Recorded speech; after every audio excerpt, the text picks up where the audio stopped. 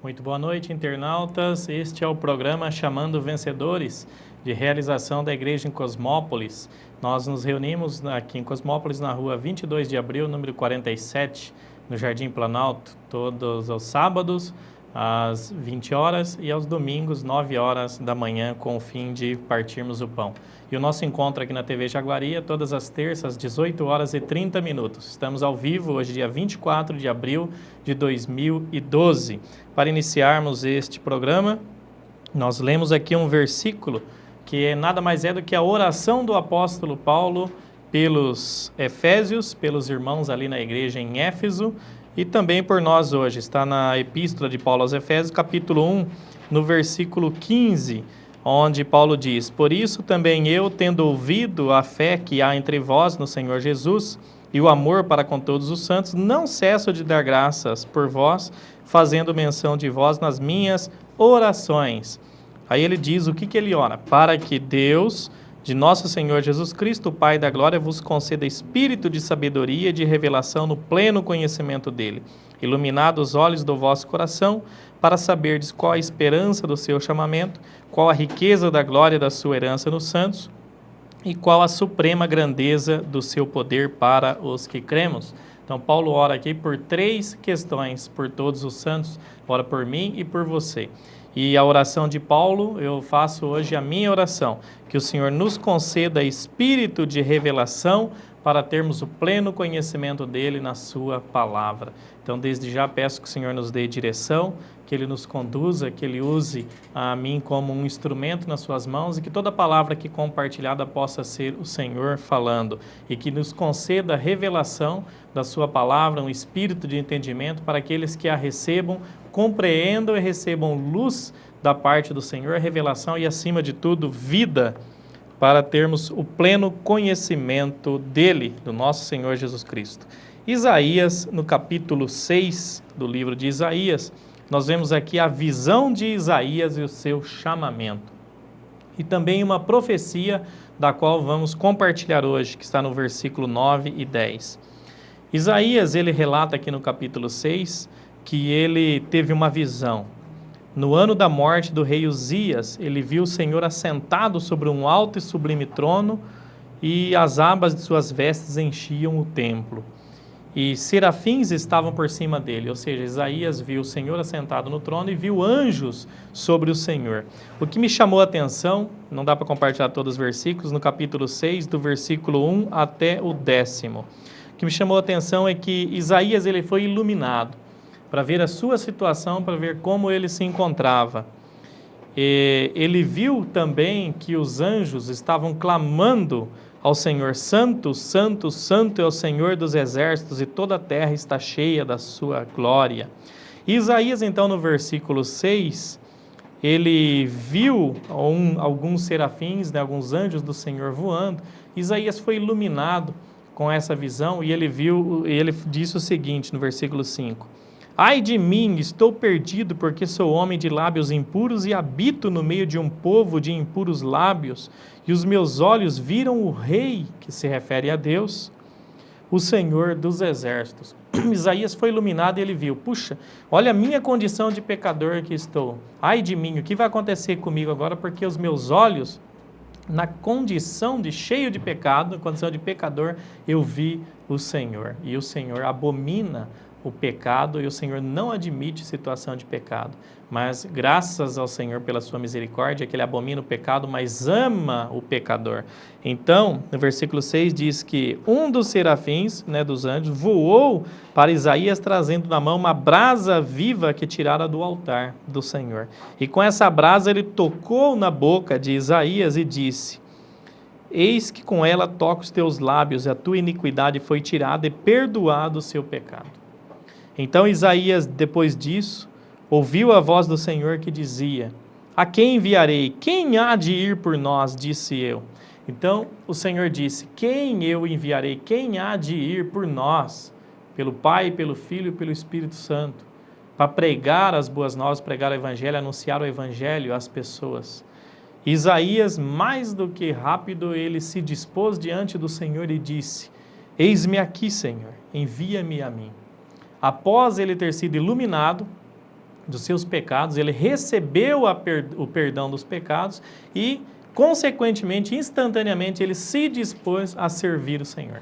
Essa deve ser a nossa atitude. Eu e você já fomos iluminados. Você já foi iluminado que você é um pecador? Se não foi, precisa ser. Vá diante do Senhor, porque a palavra diz que todos pecaram. Todos são pecadores. Então, o primeiro passo da obra do Senhor, ele nos ilumina mostrando quem nós somos, pecadores. A consequência que o Senhor espera é que nós nos arrependemos dos nossos pecados. Veja a nossa condição e vamos diante do Senhor, como Isaías se colocou. Então o Senhor perdoa os nossos pecados, se realmente Ele ver sinceridade e verdade em nosso coração. E o que Ele espera de nós é que nós nos colocamos na Sua presença a fim de servi-lo nesta terra. Nada mais é do que o Senhor nos ilumina, nos chama para servi-lo na Sua igreja, o corpo de Cristo. Então disse ele, o Senhor disse a Isaías quando ele se dispôs a servi-lo: vai e diz a este povo, ouvi, ouvi e não entendais, vede, vede, mas não percebais. Torna insensível o coração deste povo, endurece-lhe os ouvidos, fecha-lhe os olhos, para que não venha ele a ver com os olhos e ouvir com os ouvidos, entender com o coração e se converta e seja salvo. O que aconteceu aqui é que o Senhor endureceu o coração do povo para que eles não pudessem arrepender dos seus pecados e se converter ao Senhor. O cumprimento dessa profecia nós vemos em Mateus capítulo 13, e aí Isaías mesmo no capítulo 29, no versículo 13, Isaías fala um pouco mais sobre essa questão do Senhor endurecer o coração do povo. Em Mateus 13, nós vemos aqui o Senhor falando por parábolas. Versículo 1 fala: naquele mesmo dia saiu Jesus de casa, sentou-se à beira-mar e grandes multidões se reuniram perto dele, de modo que entrou num barco, se assentou e toda a multidão que estava em pé se assentou na praia, ficou na praia. E de muitas coisas lhe falou por parábolas. A multidão sempre seguia o Senhor. Por todos os 4 evangelhos nós vimos aqui os discípulos junto com o Senhor e a multidão seguindo o Senhor. O que nós vemos também nesses evangelhos é que a multidão seguia o Senhor, mas não tinha o intuito de realmente conhecer o Senhor como Ele é, e sim seguia Ele por outros interesses, pelos sinais que o Senhor fazia, pela cura, o que o Senhor poderia proporcionar de bem para essa multidão, mas de bem físico, bem material, e não o bem que era realmente a função que o Senhor estava ali de trazer a vida do Senhor, trazer o Espírito até nós. Ou seja, a multidão seguia o Senhor, mas não por aquilo que ele esperava, para adorá-lo como ele é em realidade, e sim por outros interesses. No Evangelho de João, capítulo 2, versículo 23 a 25, fica bem claro isso. O Senhor disse ali que muitos, vendo os sinais que o Senhor fazia, creram no seu nome, mas o próprio Senhor não se dava a conhecer a eles, ou seja, não se revelava, não revelava quem ele era, de fato, que era o próprio Deus, porque ele conhecia o que era a natureza humana e não precisava de que ninguém lhe desse testemunho a respeito do homem, porque o Senhor conhecia todos, pois era o próprio Deus que estava ali na terra. Por esses versículos de João, capítulo 2, 23 a 25, nós vemos que os sinais não são suficientes, não nos dão a segurança suficiente para recebermos o galardão, o prêmio diante do Senhor. Se estamos seguindo o Senhor apenas pelos sinais que Ele faz. É necessário que a vida do Senhor cresça no nosso espírito, transborde a ponto de ganhar a nossa alma, que é composta de nossas emoções, de nossas vontades, do nosso pensamento. Quando o Espírito, que é a vida do Senhor, transbordar e alcançar parte do nosso ser, que é o nosso eu, composto de nossas emoções, vontades, nossos pensamentos. Quanto mais a vida do Senhor crescer em nós, mais do Senhor vai ser acrescentado em nós, mais do Senhor vai ser expresso no nosso viver. Então, nós temos a realidade para a qual nós fomos chamados pelo Senhor, que é expressar o Senhor, expressar a vida do Senhor com todos os seus atributos no nosso viver, na nossa pessoa. Há muito ainda para crescermos no Senhor. Todos nós não devemos nos contentar com a posição, com a condição que nós nos encontramos, mas também não devemos seguir o Senhor só pelo que Ele pode nos proporcionar materialmente, pelos sinais, pelas coisas visíveis que nós recebemos do Senhor. Devemos seguir, sim, o Senhor, buscando o reino e a justiça em primeiro lugar, ou seja, buscar expressar o Senhor em nosso viver, desejar conhecer mais o Senhor, desejar viver mais o Senhor no nosso ser. E aí, então todas as coisas materiais nessa terra que será necessário para nós nos serão acrescentadas. Não é necessário nem que nós pedimos, ao Senhor, mas será acrescentado. O que acontece em capítulo de Mateus, aqui no capítulo 13, é que os discípulos, logo que o Senhor falava por parábolas, os discípulos chegou até o Senhor, versículo 10, se aproximaram dele e perguntou por que ele falava por parábolas. Então o Senhor respondeu no versículo 11, porque a vós outros é dado conhecer os mistérios do reino dos céus, mas àqueles que é a multidão, não lhes é isso concedido. Volto a repetir, é o que o Senhor disse em João capítulo 2. A multidão seguia o Senhor por causa dos sinais, o Senhor sabia disso. Não pela pessoa dele, pelo que ele é. Então o Senhor não se dava a revelar. Se você está lendo a Bíblia e não compreende, se você lê, desfruta da palavra do Senhor e não recebe revelação no seu espírito sobre o que significa a palavra, a porção que você está recebendo do Senhor, se você lê, não compreende, cuidado, pode ser que você seja um dos que está seguindo o Senhor como a multidão seguia, em busca apenas de sinais. Aonde se realiza operações de sinais, atrai muita gente. A multidão gosta desse tipo de coisa, de sinais, de curas, de prosperidade material, são muitos sinais que muitos deles, creio, é o Senhor que concede. O perigo é onde está o nosso coração. Se é realmente seguir o Senhor só pelos sinais que estamos vendo ser realizado naquele local. Pode ver que onde há muita realização de milagres, de curas, de bênçãos materiais, a multidão segue. Mas o Senhor disse, eu falo por parábolas, porque que às vezes falamos, a palavra nós lemos e às vezes vemos que parece que é difícil a compreensão. Porque o Senhor disse aqui, eu que revelo os mistérios do reino. Os mistérios que estão ocultos na palavra, aquilo que o Senhor deseja, Ele só dá a conhecer para aqueles que seguem o Senhor com o coração voltado para o que Ele é. Voltado a ser um instrumento útil na mão do Senhor, para ser usado segundo o propósito e a vontade de Deus para esta era, para esta geração.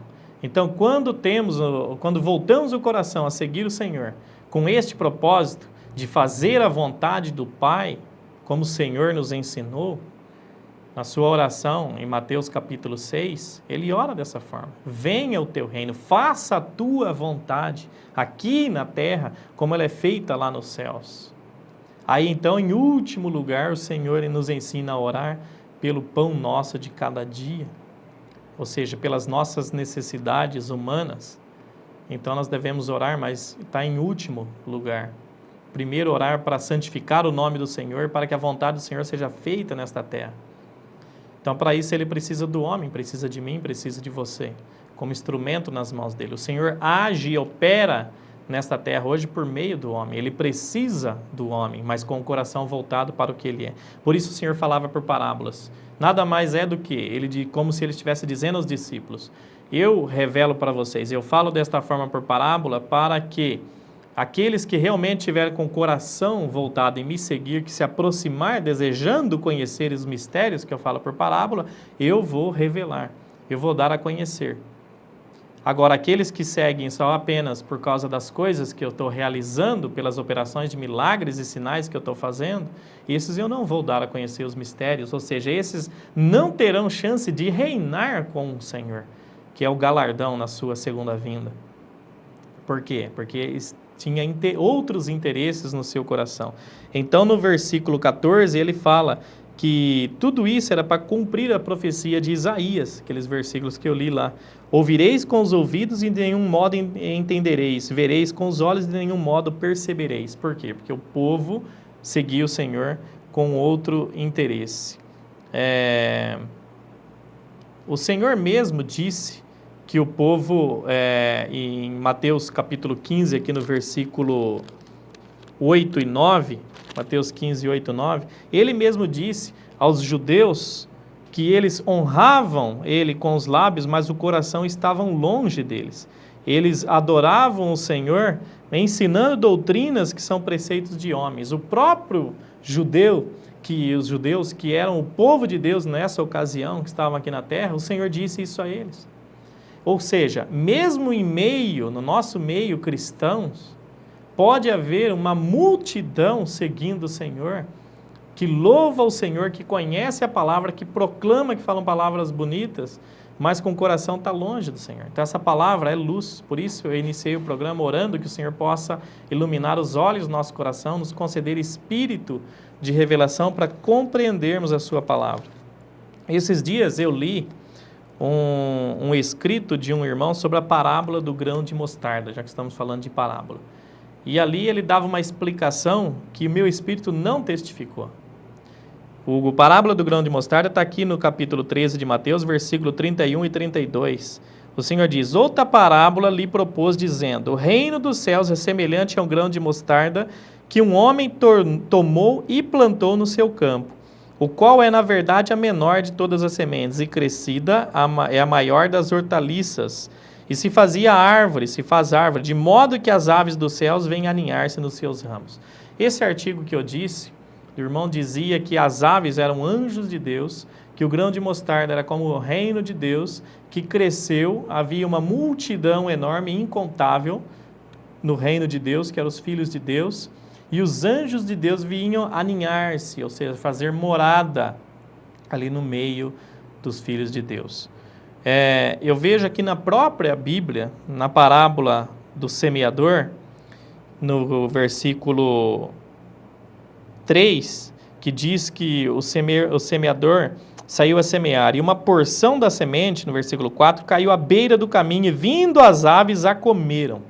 Olha só, o semeador é o próprio Senhor, a semente é a palavra de Deus. E ele semeou uma semente, caiu à beira do caminho, veio as aves dos céus e comeram essa semente. Na explicação que o próprio Senhor Jesus deu a essa parábola, ele diz aqui no versículo 19, que os que ouvem a palavra do reino e não compreendem, vem o maligno e arrebata o que foi semeado no coração. Este é o que foi semeado à beira do caminho. Olha só, o próprio Senhor Jesus está explicando que a semente que caiu à beira do caminho e veio as aves dos céus e a comeram, ele diz que é aqueles que ouvem a palavra, não compreendem, vem o maligno, vem Satanás e arrebata essa semente que estava à beira do caminho. Então, as aves dos céus que vierem comer essa semente aqui na parábola do semeador é Satanás com os seus anjos. De modo que o grão de mostarda é uma semente pequeníssima e é uma hortaliça mais ou menos do tamanho de um pé de alface. Só que aqui nessa parábola o Senhor diz que ela cresceu de uma forma que se tornou árvore.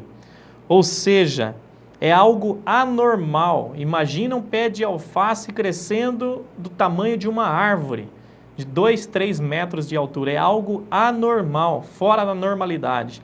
O que o Senhor está dizendo para nós nessa parábola do grão de mostarda é que o reino dos céus é semelhante, ele diz, ou seja, é algo que não é realidade.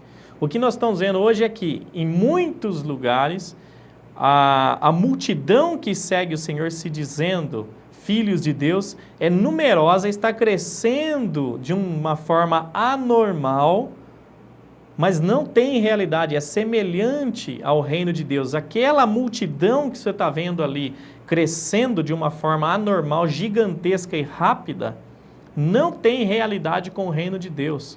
Tanto é que as aves dos céus vêm fazer ninho ali no meio. E essas aves do céu, na parábola do semeador, é os anjos de Satanás. Por que aqui na parábola do grão de mostarda seria os anjos de Deus?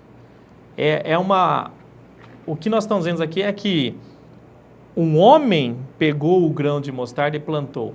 Algumas pregações atraem tanta gente de uma forma anormal, tipo a prosperidade material, que eu digo que a multidão passa a seguir em torno dessa pregação, em torno do que podem receber em troca, e crescem de uma forma normal, sem a realidade do Senhor. Então, cresce de uma forma normal que os anjos do maligno vêm e fazem até morada ali no meio. O que o Senhor procura hoje está em João, no Evangelho de João, capítulo 4, que ele diz ali que o Senhor é Espírito, e o importante é que seus adoradores adorem o Pai em Espírito e em realidade, e o Pai procuram esses adoradores que adoram o Espírito em realidade. E é isso que o Senhor está procurando até hoje. Pessoas, filhos de Deus, em meio aos seus filhos. Não estou dizendo que a multidão não crê no Senhor, mas eu digo que o que eles estão seguindo, o que estão buscando, é que está de uma forma anormal.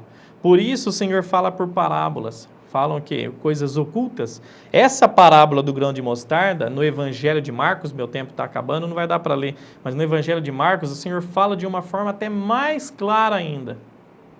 Que ele falava por parábolas porque coisas misteriosas, ocultas e grandiosas seriam reveladas, ou seja, a palavra do Senhor, ele dá revelação e entendimento àqueles que o buscam em verdade, em realidade e em espírito, com o intuito de que, com essa revelação, possa ajudar outras pessoas e possa cooperar na edificação da igreja de Deus nesta terra, pode cooperar na vinda do nosso Senhor Jesus Cristo para estabelecer o seu reino nesta terra, que nada mais é do que o rei do reino dos céus sendo expresso nesta terra.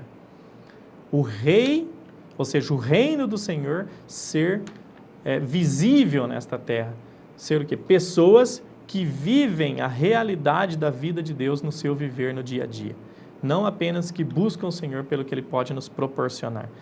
O meu tempo acabou, mas eu espero que o Senhor, na sua misericórdia, conceda revelação a todas as pessoas que tiverem oportunidade de assistir essa mensagem. Agradeço ao Senhor por essa oportunidade. Jesus é o Senhor.